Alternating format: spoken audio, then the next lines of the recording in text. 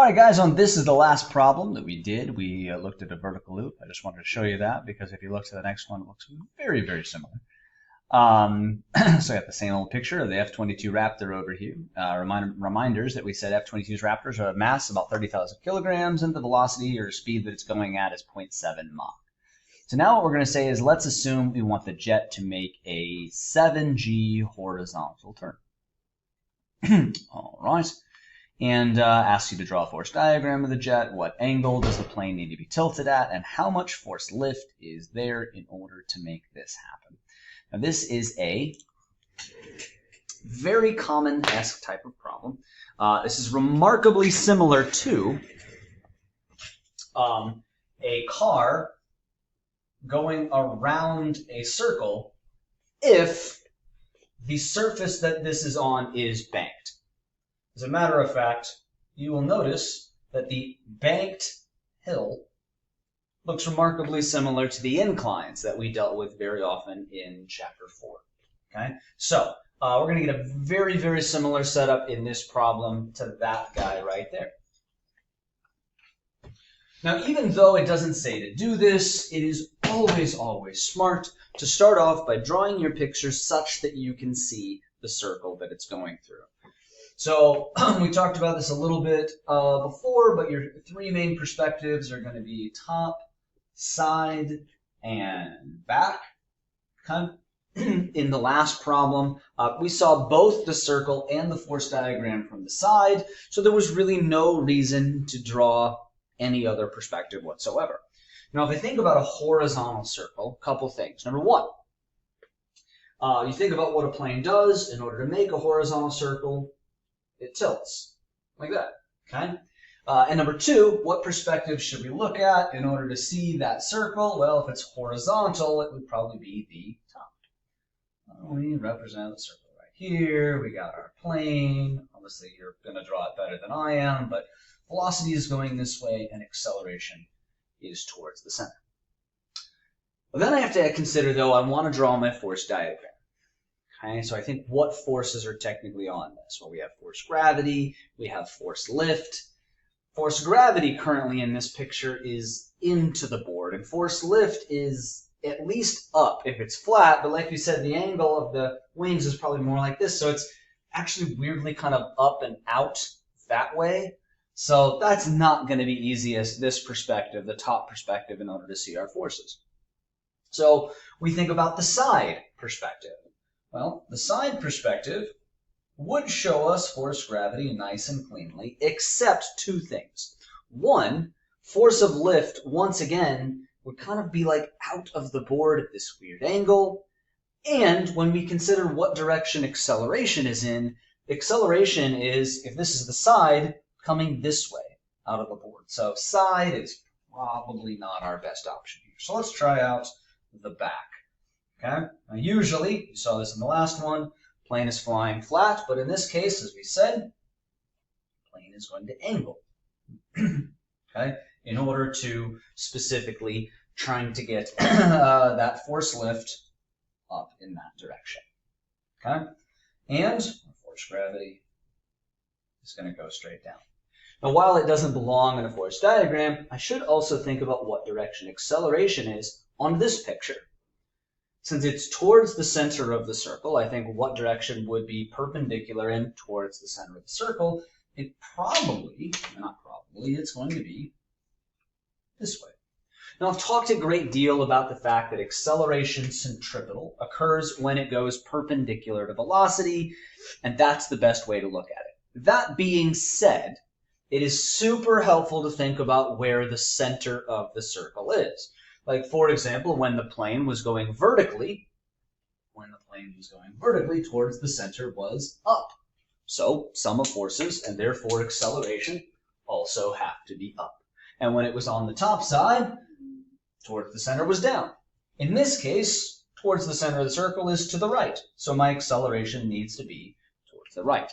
That also helps me to understand that my net force also has to be the right, or my unbalanced amount of force. All right, so there's my force diagram. There's part A. So let's look at what part B is asking from us. it says, what angle do you have to tilt at to pull this off? Now, anytime it asks for an angle, okay, you have options of two basic options. One, are you measuring the angle with the vertical, or are you measuring the angle with the horizontal? Okay, and then you can pretty much say from there. Now, as I look at this plane, you can go either from the vertical, in which case you go dot, dot, dot, just make a line straight to it, and you go, that's my vertical angle. Or you can go horizontal, and that's probably our easiest bet. You will also notice that this looks remarkably similar to that car on a bank. There's your angle with the horizontal. Acceleration is probably going to be to the right. Force normal is pushing up at an angle. Would you stop dropping? And force gravity is going to go straight down. I just bring that up for your other homework problems. All right. Now it wants to know what this angle is. Now, without any other specific numbers, the only thing I have available right now, as I believe we have mass, is 30,000 kilograms, and we know the speed that it's going is 0.7 times Mach, which I believe we figured out last night was about 210. I should probably confirm that because I don't remember fully. 7 times 343. Actually, no, that's not correct. It wasn't 210. It was 240.1 meters per second. And the acceleration, it said, was 7 Gs. That should be like 68 something, but we will confirm that again. 68.6. These are what I have available to me. So how on earth am I going to work this into finding an angle? Well, remember, when a plane is flying straight, the force lift is straight up in the air. So as this angle shifts up from the horizontal, so too will this force lift shift from the vertical.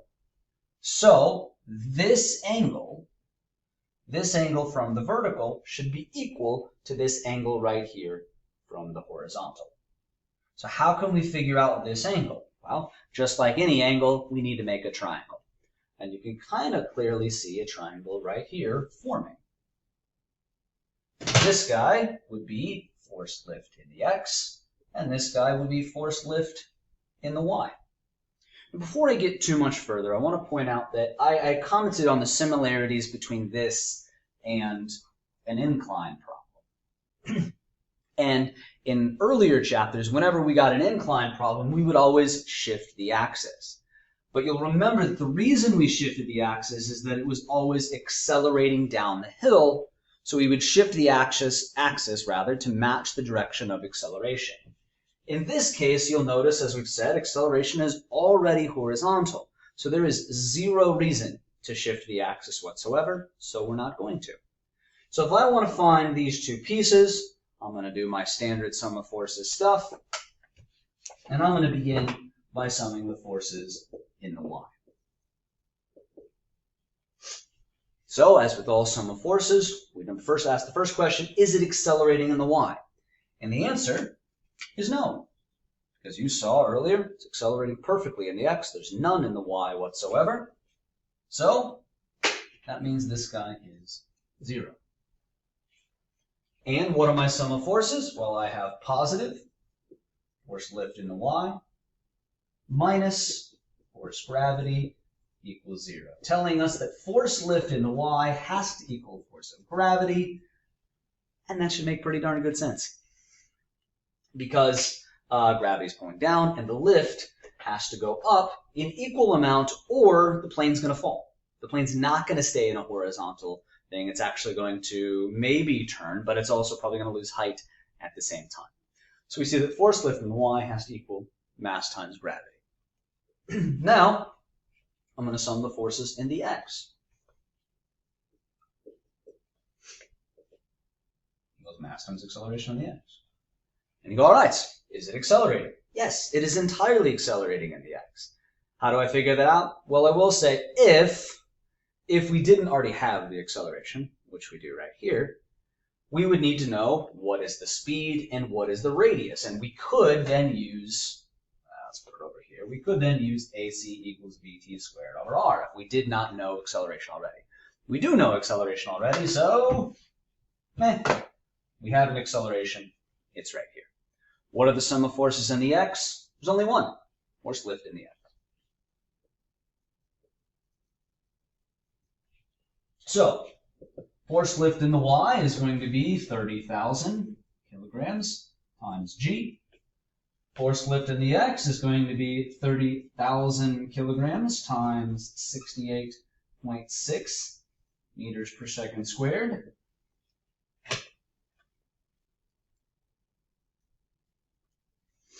Times 9.8. And this gives us 294,000 newtons in the X. And this gives us, oops, I'll remember at the end there, 2,058,000 newtons in the Y. Oops, I said that poorly. Sorry, this is the Y and this. Goodness, I'm making all sorts of mistakes. And the purpose was to find this angle.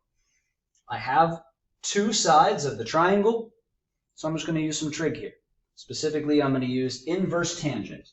The angle is equal to the inverse tangent. And don't forget, that's not necessarily y over x. That is opposite over adjacent. My angle is here. So actually, my opposite is going to be force lift in the x on top. So that's going to be that 2,058,000 newtons divided by my adjacent force lift in the y, 294,000 newtons. And therefore, the angle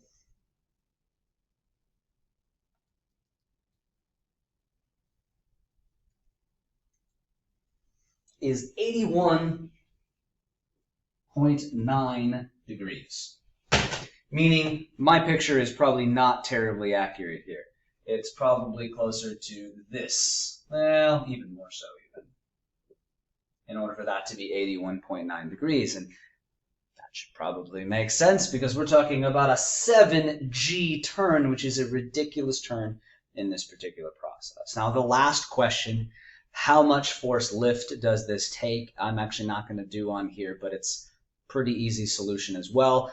It's just asking how big is this guy right here, and the answer is just going to be, once again, trig. You have two parts of the triangle, so Pythagorean theorem, x squared plus y squared, square root the whole thing, and that's going to tell you how much it's going to be. It's probably going to be a little bit above 2 million over there. Now again, I remind you what I said last time, that this is specifically for the plane.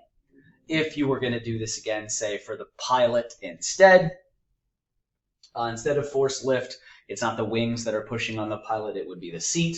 So you would change lift to probably like seat on person or normal if you preferred. But it's going to be the exact same angle because they need the exact same acceleration as the plane. The other major difference is going to be when you came over here, this work would be remarkably similar, except of course the mass to get the gravity. I promise you that a person is probably not going to have 294,000 newtons of gravity unless they wouldn't be in a plane. I don't think they would be in a plane at all. So we replace that with the 80 kilograms of a person, and you get how much lift or how much push they're going to have on them. And then you do the same thing here, but instead of actually the inertia, this would be, my apologies, instead of the gravity, it would be the inertia in this case. And you're, of course, going to have a lot small numbers of force, and all the accelerations would be exactly the same.